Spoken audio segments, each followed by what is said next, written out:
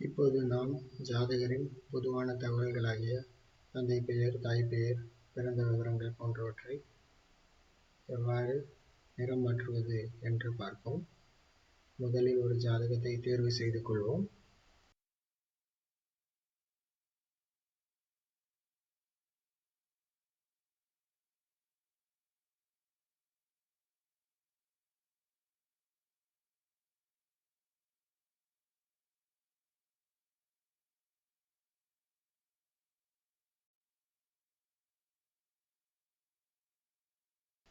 பிறகு ஜாதகர் தகவல்கள் அச்சு நிறம் அருகே சென்று நமக்கு என்ன நிறம் தேவையோ அந்த நிறத்தை தேர்வு செய்து கொள்ளும்.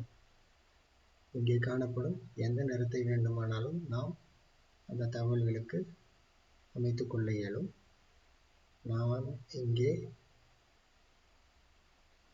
ஸ்டேட் கிரே தேர்வு செய்துள்ளேன். தகவல்களின் நிறம் ஸ்டேட் கிரே நிறத்திற்கு மாறியுள்ளதை காணலாம். இப்பொழுது இதனை நான் வேறு நிறத்திற்கு மாற்றுகிறேன்.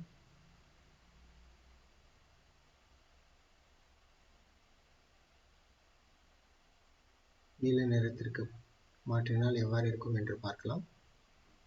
நீல நிறத்திற்கு மாறியுள்ளது.